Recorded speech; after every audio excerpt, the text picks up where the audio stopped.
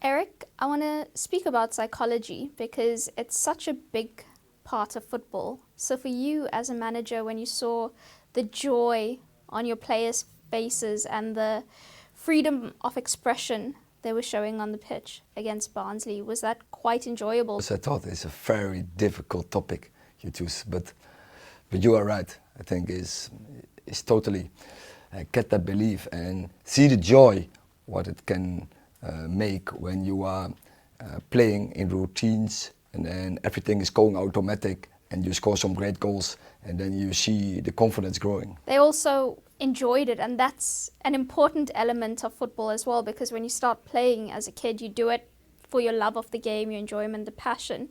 When it becomes a job, and at a club like this where there is so much focus and pressure, it's harder to enjoy. But a game like that, when you see the players really let loose, that makes a big difference. Yeah, not only this game, but I think any game should give joy, but it will not be so easy as every game. As against Barnsley, we know that as well. But also tough games can also bring a lot of joy when you have to suffer, when you have to sacrifice, when you feel that togetherness, and then still some patterns are going up, then yeah, it gives a lot of joy. And that is, by the end of the day, why you're starting football. You know, what definitely helps, you want to bring in some patterns. And you saw the patterns in those games after 20-25 minutes into. And it was in our planning, and that was good to see, but that gives the players confidence that are the spaces we have to run in, and that gives so automatics in a team, and that is always necessary to get the right performance level. You speak about the patterns that you're now evidently seeing and the players can feel and believe in.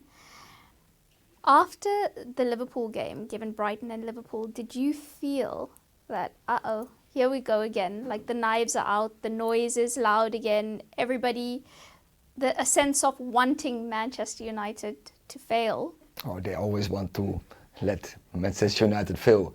And the only way we can change this, that's us. And that is we, as a team, we have to turn this around. And we know how to do it. And we know we have to win. And when we don't win, there will always be criticism, and we have to deal with this. But when we do the things right, we are confident. Against Brighton, definitely we should have won this game when we score. And that are like randomness. This is also football, when that disallowed goal, and then in the last minute of the game, I would almost say the last second of the game, you lose. Yeah, that is very hard to take. And against Liverpool, so on details, we are really losing the game, and so we have to be objective. So I didn't read any piece after Liverpool. I just made my own analyze, review of the game, and objective, and from there on we took it. And it will be hard work. We are still not there. There's so much room for improvement, and if we do this right, and if we starting with belief, we have to be resilient. We have to be determined that our plan is right. Then we will be successful. You spoke about doing your own analysis after that Liverpool game. Don't know if you saw Arne Slot's interview afterwards, where he analysed where he felt the weaknesses were for United and how Liverpool looked to exploit it. What did you make of that assessment, and was your analysis similar to what he said?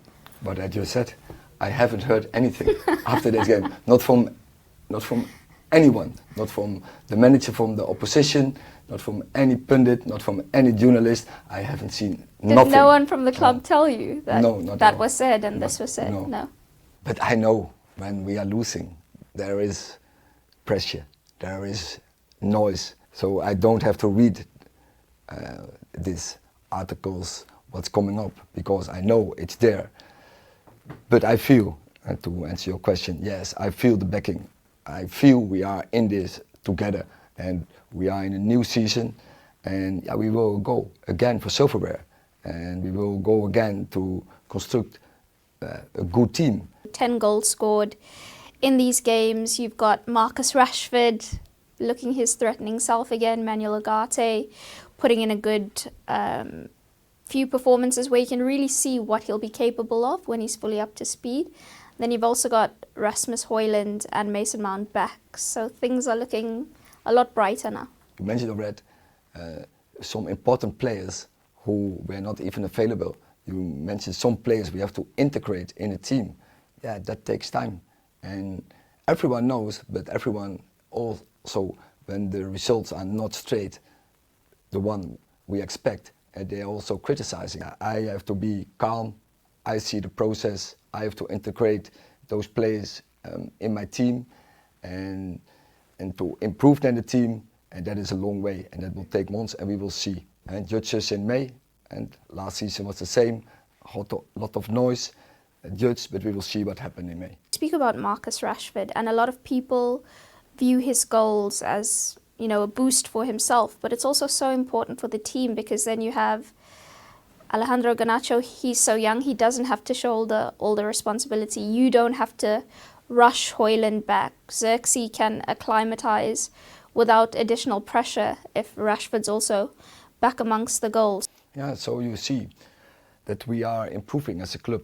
And for 2 years ago, we didn't have those alternatives in the front line.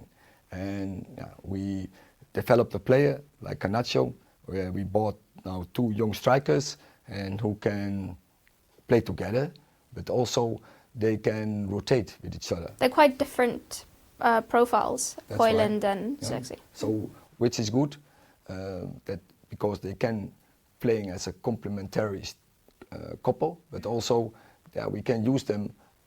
Depends on the game, what the game is needed. So, which is very good for a team to have this in your squad. And now with Ugarte, I know you feel that he still has a lot to absorb in terms of the demands, your tactical rules and acclimatization to the league, to the players. But he's been very impressive from what we've seen so far. It's very good that you are, and that he is for you already very impressive. Because we haven't seen him. He's now 2 games, 1 start, 1 sub. He had, I think, now 3 training sessions, maybe 4, where maybe 50% he took part of the training session. Yeah, he's so short time in, but I agree with you. You see some impression what can really help the team. What are those things, the fundamentals of his game, you think that will take United to the next level? I think he showed some leadership, that strong belief, but good communicator, very good, take good positions, good interceptions, anticipating. Yeah, so that's an area of this team what we really need. I know one of the key things for United was trying to find a perfect sort of partner and midfield foil for Kobbie. So, you know, have the strengths that Kobbie maybe doesn't have, and Kobbie's strengths maybe this player doesn't really have. Do you think they fit in that sort of combination? It could be a couple, but I think we have also other very good complementary couples as well. In terms of Kobbie, a new contract for him on the horizon. He's been incredibly impressive. He's already assumed so much responsibility. Note that he's just off the back of a breakthrough season, but in that time period, he's already shown his worth to this club. So will he be rewarded? I think be rewarded. As a club, as a team, we are so pleasing with his development. For us and for him is in togetherness, is to keep this process going, and the club, the leadership in the club has to talk about this and has to make a decision about this. And of course we do that in cooperation, but I think that is a thought we will always have to discuss when players are progressing that well. Then you have to discuss what we will do, and when we have news, we will tell you. First, you have to tell me first. I will tell you first. When we spoke in the summer, we thought about a lot of the attributes you wanted to add to the squad. The physicality, higher ceiling, different dynamics in terms of the profiles, versatility. Do you feel that you've got that as much as you wanted it in the squad now? I think, yes, that always you have always wishes that will keep, because you're always thinking about how can I improve the team even more. where is say really the end point, and you are, how can I work to this? But it will never be. It's a never-ending story.